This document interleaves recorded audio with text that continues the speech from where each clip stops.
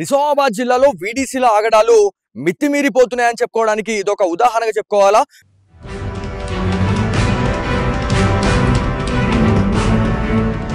గతంలో కూడా lot of stories అయితే మనం చేయడం జరిగింది మన సిగ్నేచర్ స్టూడియోస్ లో. ఎవరైతే వీడీసీల వల్ల అమాయక ప్రజలు ఇవాళ అసలు ఏంది వీడీసీలు ఏం చేశారు? ఎందుకంటే మనకి రూరల్ ఏరియాస్ లోనే వీడీసీల గురించి తెలుసు. ఏదైతే పట్టణాల్లో చాలా మందికి కూడా ఎవరికి కూడా తెలియదు అసలు వీడీసీలు అంటే ఏంది, వీడీసీలు ఏం చేస్తారు, వీడీసీల ఆగడాలు ఏ రకంగా ఉన్నాయి, సో వీళ్ళని ఎవరు ఆపలేరా అని చెప్పేసి చాలా మంది గ్రామస్తులు చెప్తా ఉంటారు. కాకపోతే ఇదంతా కూడా ప్రతి ఒక్క వ్యక్తికి కూడా తెలియాల్సిన అవసరం ఎంతైనా ఉంది. సో ఏదైతే ఒక ఇన్సిడెంట్ గురించి మాట్లాడుకుంటే గతంలో కూడా ఒక ఇన్సిడెంట్ అనేది నిజామాబాద్ జిల్లాలో ఇదొక సంచలనాత్మకంగా మారింది, చాలా ఇబ్బందులకు గురి చేసిందని చెప్పేసి కూడా మనం మాట్లాడుతూ ఉన్నాం. సో నిజామాబాద్ జిల్లాలో వీడీసీల ఆగడాలు పెరిగిపోతున్నాయి అనడానికి ఇదొక ఉదాహరణగా చెప్పుకోవాలా. గతంలో ఎర్గెట్ల మండలం తాళ్ల రాంపూర్ లో వీడీసీలు గౌడ కులస్తులను వెలివేసినట్లు మన అందరికీ కూడా తెలుసు. సో మళ్ళీ తాజాగా ఇంకొక ఇన్సిడెంట్ అయితే జరిగింది. సో ఏదైతే మనకి దర్పల్లి మండలంలోని హొన్నాజీపేటలో వీడీసీల వేధింపులకు బానావత్ బంజాజీ అనే ఒక వ్యక్తి ఆత్మహత్యకు పాల్పడ్డాడు. ఇలాంటి ఘటనలు జరగకుండా అధికారులు చర్యలు తీసుకోవాలని చెప్పేసి చాలా మంది కోరుతా ఉన్నారు. నిజామాబాద్ జిల్లా పోలీస్ బాస్ అయినటువంటి సిపి సాయి చైతన్య గారు వచ్చిన తర్వాత ఇట్లాంటి ఇన్సిడెంట్లని చెక్ పెడుతూనే ఉన్నారు. బట్ ఇట్లాంటి ఇన్సిడెంట్లు పునరావృతం అవుతూనే ఉన్నాయి. సో ఖచ్చితంగా ఇదే అంశంపై మనతో మాట్లాడడానికి నిజామాబాద్ జిల్లా వాసులు ఉన్నారు, వారితో మాట్లాడదాం. అన్న, ఈ ఇన్సిడెంట్ విన్న తర్వాత మీకు ఏమనిపిస్తా ఉంది? ఒకప్పుడు రాజులు రజాకారుల పాలన మనం చూసినాం, కాకపోతే ఇలా గ్రామాలలో వీడీసీలు వాళ్ళు చెప్పిందే వేదంగా మారుతా ఉంది. సో ఏం చెప్పాలనుకుంటా ఉన్నారు ఎంతో మంది? సో ఏం చెప్పాలనుకుంటారు పోలీస్ బాస్ కి, మీరు ఏం చెప్తారు? దేనికైనా కానీ అందరికీ పుట్టినాం కాబట్టి అందరికీ బతికే హక్కు ఉంది. ఆ హక్కుకి ఏంటంటే వీడీసీ అని, నేను పెద్ద నువ్వు పెద్ద అని తెలిసిన వాళ్ళని తెలియని వాళ్ళని హింస పెట్టడం అయితే చాలా పెద్ద తప్పు. అది దేనికైనా కానీ మనకు చట్ట ప్రకారము చట్టరీత్యా నేరం చేయడానికి ఏది చేసినా కానీ పోలీస్ అనే వ్యవస్థ ఉంది. ఆ వ్యవస్థకు మనం సహకరించి మన తప్పులు వాళ్ళే చెప్పాలా వీళ్ళే చెప్పాలా, ఎవరి అయినా చెప్పాలా. మీరు ఊర్లోనే పెద్ద మనుషుల్లాగా మీరే చలామణి అయితే ఇవాళ వాళ్ళు 10 సంవత్సరాలు ట్రైనింగ్ చేసి చదువుకొని మంచి చెడ్డలు చూసి ఏ దానికైనా కానీ మంచిని కాపాడే వాళ్ళే వాళ్ళు. వాళ్ళకి చెప్పకుండా మనమే చర్య తీసుకొని మనము చేతిలో తీసుకొని చట్టాన్ని మనం చేతిలో తీసుకొని ఇతరులకు ఇబ్బంది పెట్టడం మట్టుకు ఇది చాలా పెద్ద తప్పు.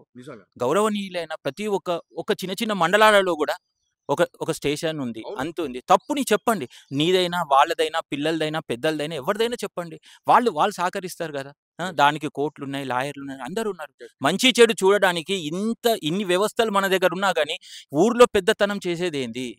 దాంతో పాటు అన్న ఇంకొక విషయంలో మనం మాట్లాడుకుంటే, ఇక్కడ ఏవైతే వీడీసీల ఆగడాల గురించి మనం మాట్లాడుతా ఉన్నాం, అసలు వీడీసీలు ఈ పెద్ద మనుషులు ఆ గ్రామంలో ఎవరైనా ఒక వ్యక్తి ఆపోజిట్ అయిండు అని అంటే అతన్ని సామాజిక బహిష్కరణ చేయడం, దాంతో పాటు ఏవైతే కూరగాయలు కొనొద్దు, ఆయనతో మాట్లాడొద్దు, ఆయన ఆటో ఎక్కించుకోవద్దు అనేది మీరు విన్నారు. సో ఇట్లాంటివి మీరు ఇంకేమైనా మీరు ఏమేమి నోటీస్ చేసారు, అసలు ఏమేమి చేస్తారు గ్రామాలలో ఇట్లాంటిది? గ్రామాల్లో నేనే పెద్ద అంటే ఆయన మాట వినకపోతే కూడా ఎవరైనా ఆయనకు హెల్ప్ చేయడానికి పోతే ఒక మంచినీళ్ళు ఇవ్వడం కానీ కూరగాయలు ఇవ్వడం కానీ చూసి, ఇప్పుడు 4-5 రోజుల నుంచి ఆయన తినలేకపోయిండు, చూసిన వాళ్ళు ఏమంటారు, చదువుకున్న వాళ్ళు ఏమన్నా ఇస్తే వాళ్ళని కూడా హింస పెట్టడము, బాధ పెట్టడము, ఇటువంటి బహిష్కరించడము జరగడం ఏంది? ఇవి సమస్తం ఉంది, అందరూ ఉన్నారు, మంచి చెడ్డ చూసే వాళ్ళు ఉన్నారు. వీళ్ళే చేతిలోకి తీసుకోవడం ఏంది? వీళ్ళు చేతిలోకి తీసుకొని ఇతరులకి హింస పెట్టే అధికారం ఎవరికి లేదు కదా. తప్పైతే మీరు చెప్పండి, నోటీస్ ఇవ్వండి, వెళ్ళండి పోలీస్ స్టేషన్ వెళ్ళండి, చెప్పండి. చెప్పిన తర్వాత వాళ్ళు కూడా చర్య తీసుకోకపోతే ఇంకొకటి ఉంది, వేరే వాళ్ళు ఉన్నారు, అందరు ఉన్నారు, ఎందరో ఉన్నారు సహకరించడం. మనకు హక్కు లేని వాళ్ళు పెద్దతనం చేసేది చాలా పొరపాటు.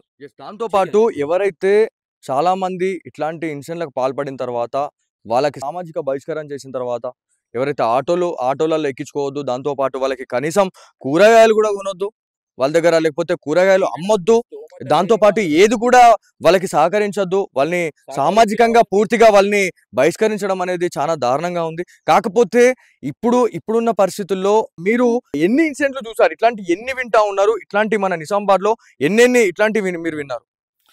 వీళ్ళు చెప్తేనే విన్నాం కానీ మేమైతే ఇంతవరకు అయితే చూడలేదండి. విన్నాం, చాలా విన్నాం, ఇటువంటి పొరపాట్లు జరుగుతున్నాయి, ఇటువంటి బాధలు పెడుతున్నారు, కష్టాలు పెడుతున్నారు. పెద్ద మనుషులని ఊరికి ఇప్పుడు ఒక 50,000 ఇచ్చే అతనికి స్తోమత లేదు, 50,000 నువ్వు ఇవ్వాలి, అయితే నీ బిజినెస్ చేసుకోవాలి, లేకపోతే చేసుకోవద్దు. దానికి వాళ్ళదేం హక్కు ఇది? ఒక మున్సిపాలిటీ ఉంది, ఇది ఉంది, అన్నీ ఉన్నాయి.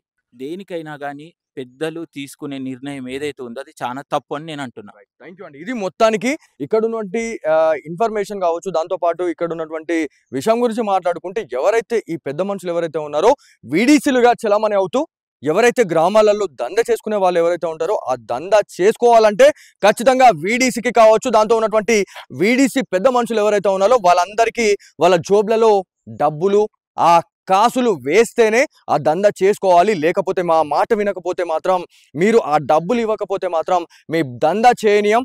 దాంతోపాటు మీ దంద ఎలా నడుస్తుంది, అదేవిధంగా మా మాటని మీరు వినట్లేదు కాబట్టి మిమ్మల్ని ఏదైతే సమాజంలో సాంఘిక బహిష్కరణ మేము చేస్తా ఉన్నాం అని చెప్పేసి చాలా సార్లు మాట్లాడిన పరిస్థితులు ఎన్నో ఉన్నాయి. సో దీంట్లో ఎంతో మంది అమాయకులు కూడా, ఎంతో మంది ఆత్మహత్య చేసుకొని చనిపోయిన వాళ్ళు కూడా ఎంతో మంది ఉన్నారు. సో ఇట్లాంటి ఇన్సిడెంట్లు మళ్ళీ పునరావృతం కాకుండా చూసుకునే బాధ్యత ఖచ్చితంగా పోలీస్ బాస్లపైనే ఉంది. సో ఏదైతే ఈ వ్యక్తులు ఎవరైతే అమాయక ప్రజలు ఎవరైతే ఉన్నారో, దీంట్లో బలైన వాళ్ళు ఎవరైతే ఉన్నారో వాళ్ళందరికీ కూడా ఖచ్చితంగా తగు న్యాయం జరగాలని చెప్పేసి నిజామాబాద్ జిల్లా ప్రజలు కోరుతా ఉన్నారు.